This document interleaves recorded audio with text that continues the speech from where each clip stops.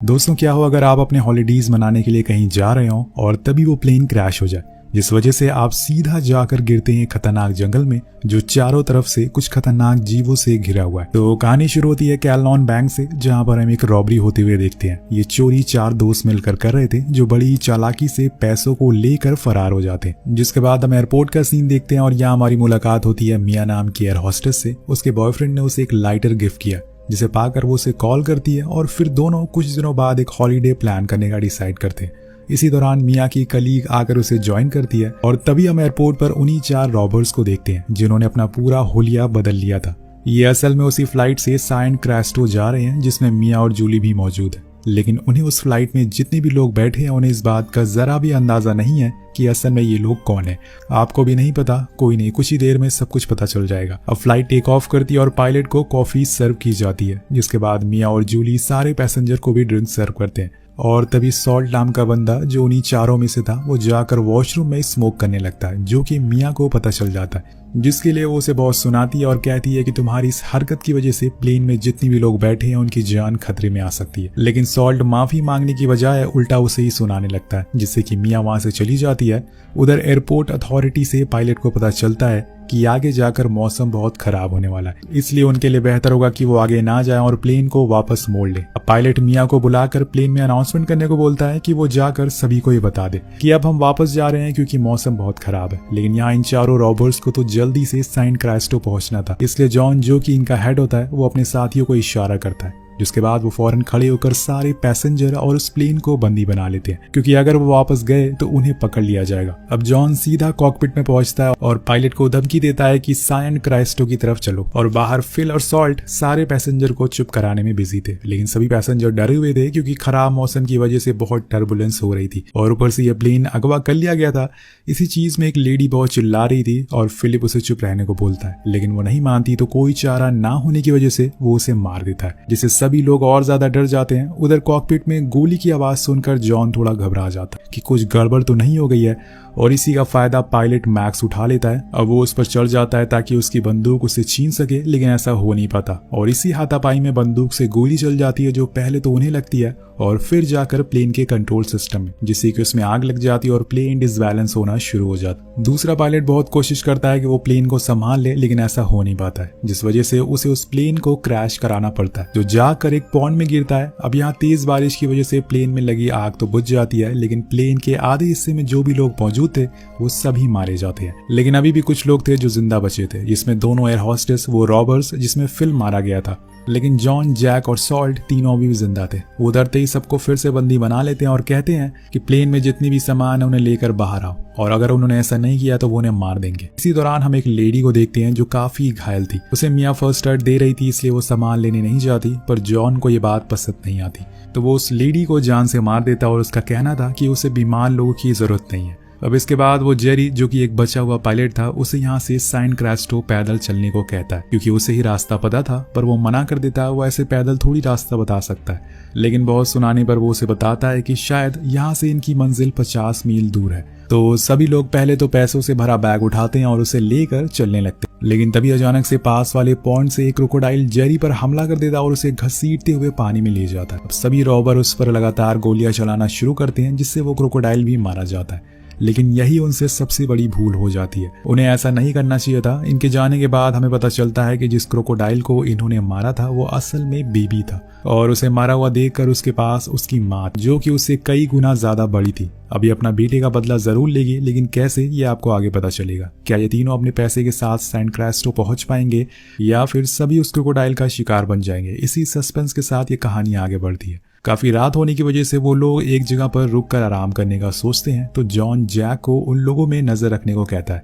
और खुद जाकर सो जाता है। कुछ देर बाद मिया और उसके साथी मिलकर एक प्लान बनाते हैं कि वो कुछ पिल्स रॉबर्स के ड्रिंक में मिला देंगे, जिससे वो भाग जाएंगे। मिया जाकर वो ड्रिंक जैक को बहला फुसला कर पिला देती है, जिससे कि वो सो जाता है और अब इन पर नजर रखने वाला कोई नहीं था। मिया सभी की रस्सियां खोल देती है, जिससे सब जंगल की ओर बढ़ने लगते हैं और उसने जैक की बंदूक भी ले ली थी। थोड़ी देर बाद जब बारिश होने लगती है तो जॉन की आंख खुलती है और वो देखता है कि सभी पैसेंजर गायब है, इसलिए वो फौरन जैक को उठाता है और उस पर बहुत चिल्लाता है, यहाँ तक कि वो उसे मारता भी है। अब फिर तीनों उन्हें ढूंढने के लिए निकल जाते हैं। उधर सभी लोग अब जंगल से काफी अंदर आ चुके थे, लेकिन बारिश की वजह से इनका चलना मुश्किल हो रहा था, लेकिन ये फिर भी जैसे तैसे आगे बढ़ते रहते हैं। उधर हम मिया के बॉयफ्रेंड रॉनी को देखते हैं, जिसे न्यूज से पता चलता है कि मिया का प्लान क्रैश हो चुका है, इसलिए अब उसे डर लगने लगा था कि कहीं उसे कुछ हो न जाए। अब वो अपने दोस्तों से कहता है कि मुझे उसे ढूंढने जाना होगा, लेकिन आखिर कैसे मुझे पता चलेगा कि वो इस समय कहाँ पर है। उधर जंगल में बारिश में सभी आगे बढ़ रहे होते हैं। जूली जो कि सबसे पीछे चल रही थी, उसे क्रोकोडाइल आकर निगल जाता और ये वही क्रोकोडाइल था जिसके बच्चे को उन लोगों ने मार डाला था। मिया बहुत कोशिश करती है कि वो कैसी भी करके अपने दोस्त को बचा ले, लेकिन वो उसे शूट भी करती है,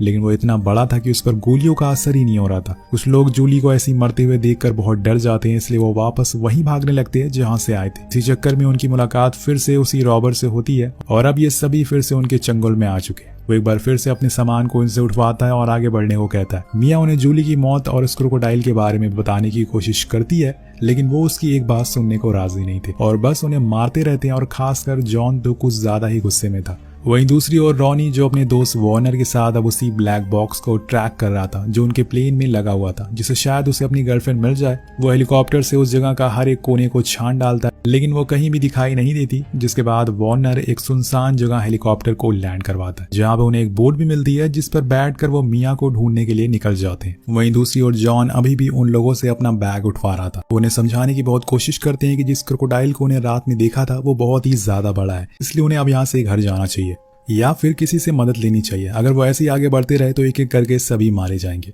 लेकिन जॉन और जैक को उनकी ये बातें झूठ लगती है।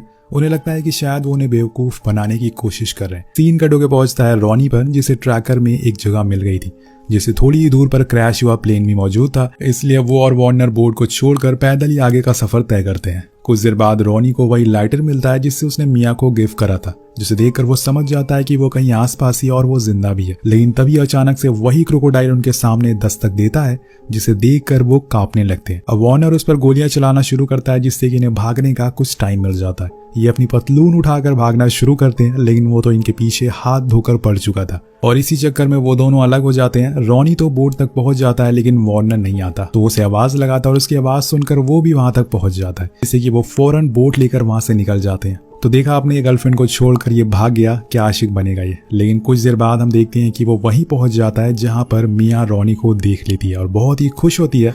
अब उन्हें लगने लगता है कि शायद वो दोनों बच जाएंगे, लेकिन तभी सॉल्ट उनकी बोट को पलट देता है और जॉनी रॉनी पर बंदूक तान देता है। लेकिन यहाँ वार्नर भी अभी बचा हुआ था, इसलिए वो पानी से निकलकर जॉनी पर बंदूक तान देता है। तो यानी कि सभी ने एक दूसरे पर बंदूक तान दी थी और सभी फंस चुके थे। अब इसी दौरान वहां वो क्रोकोडाइल भी आ जाता है, जो जैक को पकड़ लेता है और उसे शरीर को आधा बीच से चीर देता है। वो चिल्लाता रहता है, लेकिन सबको अपनी जान की परवाह थी और इसीलिए वो अपनी जान बचाकर भागना शुरू करते हैं। यहाँ पे जॉनी को भी यकीन हो चुका था कि मिया सच बोल रही थी।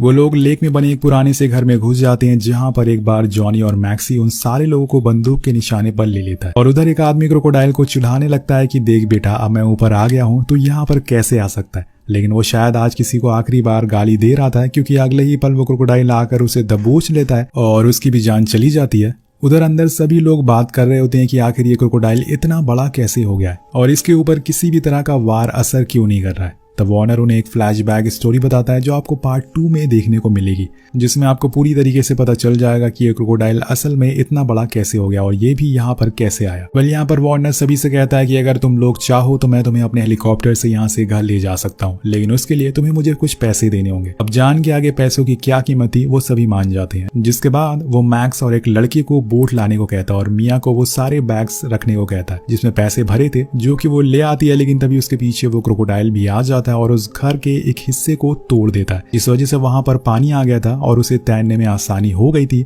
या फिर ये कहें कि उसे शिकार करने में। और इसी दौरान उस घर में वार्नर भी नीचे गिरने वाला होता है, लेकिन तभी मिया आकर उसे बचा लेती है। उधर जॉनी और सॉल्ट दोनों बोट पर बैठकर भागने का सोचते हैं, तो उन्हें रॉनी देख लेता है और उन्हें मारने की धमकी देता है। लेकिन यहाँ मिया से वार्नर संभाला नहीं जा रहा था, इसलिए उसे मजबूरन उन्हें छोड़कर यहाँ पर आना पड़ता है और इसी का फायदा उठाकर वो दोनों बोट से भाग जाते हैं। और उसी दौरान ब्रेन का पैर फिसल जाता है और वो जाकर सीधा पानी में गिरता है और अब उसका मरना तय था। फिर मिया, रॉनी और वार्नर तीनों घर के बाहर आ जाते हैं और जंगल की ओर भागने लगते हैं। वहाँ जॉनी और सॉल्ट भी बोट से जा रहे थे कि तभी उनकी बोट खराब हो जाती है क्योंकि उसमें बैग का वजन ज्यादा हो गया था। अब यहाँ जॉनी सॉल्ट को ऑर्डर देता है कि वो उसके बैग उठाए, लेकिन वो ऐसा नहीं करता और खुद के हिस्से के पैसे लेकर जाने लगता है। पर जॉन को चाहिए थे पूरे पैसे, इसलिए वो उसे मारना शुरू करता है और फिर सारे पैसे लेकर निकल जाता है। उसके जाने के बाद वहाँ वो क्रोकोडाइल आता है और सॉल्ट को अपना डिनर बना लेता है। समय के बाद सुबह हो जाती है और अब वार्नर को उन दोनों को लेकर हेलीकॉप्टर के पास गया था। मिया को लग रहा था कि वो बच गई है, इसलिए वो बहुत ही खुश होती है और उसी दौरान रॉनी उसका लाइटर भी देता है जो उसे क्रैश वाली साइट पर मिला था। जिसके बाद ये लोग बस जा ही रहे होते हैं कि तभी वहां जॉनी आ जाता है जो बंदूक तान देता है और कहता है कि वो इस हेलीकॉप्टर से जाएगा, लेकिन ये बस 2 ही सीटर है, इसलिए मिया और रॉनी को वहीं रुकना पड़ेगा। तो वार्नर कहता है कि ठीक है, तुम मुझे अपने पैसे में से 5% दे दो, मैं तुम्हें घर छोड़ दूंगा। तो वो मान जाता है, जिसके बाद ये लोग उड़ जाते हैं और नीचे वो दोनों देखते ही रह जाते हैं और आज इन्हें पैसों की असली ताकत समझ में आती है। लेकिन दोस्तों तभी हम देखते हैं कि ये असल में वार्नर की एक चाल होती है। वो थोड़ी दूर जाने के बाद जॉनी से उसकी बंदूक छीन लेता है, लेकिन इसी चक्कर में उसके कंधे पर गोली लग जाती है। तब वार्नर उसका बेल्ट खोल देता है जिससे वो अब लटक चुका था। उधर मिया और रॉनी को एक बोट मिलती है जिससे कि वो यहाँ से जिंदा निकल सकते हैं, लेकिन ऊपर हाथापाई होती है जिसमें वार्नर जॉनी को गोली मार देता है, जिससे वो भी पानी में गिर जाता है और फिर वो हेलीकॉप्टर को लेकर उन दोनों के पास जाने लगता है। लेकिन वो लेक के थोड़े से ऊपर ही था तो वो क्रोकोडाइल अचानक से छलांग मारकर उस हेलीकॉप्टर को पकड़ लेता है और उसे नीचे गिरा देता है, जिससे कि एक धमाका होता है और वार्नर मारा जाता है। मतलब ये क्रोकोडाइल नहीं था बल्कि एक स्पाइडरमैन भी है। बल वहीं दूसरी ओर दोनों तेजी से आगे बढ़ रहे थे, लेकिन वो अब इनके पीछे भी आ गया था। ये क्रोकोडाइल किसी को नहीं छोड़ेगा, ये सबका बदला लेगा। तभी मिया नोटिस करती है कि लेक में मीथेन गैस ऊपर आ रही है, इसलिए वो बोट में रखे पेट्रोल को पानी में गिरा देती है और फिर उसे लाइटर से आग जला देती है। इस वजह से एक बहुत ही बड़ा धमाका होने लगता है और उसी में फाइनली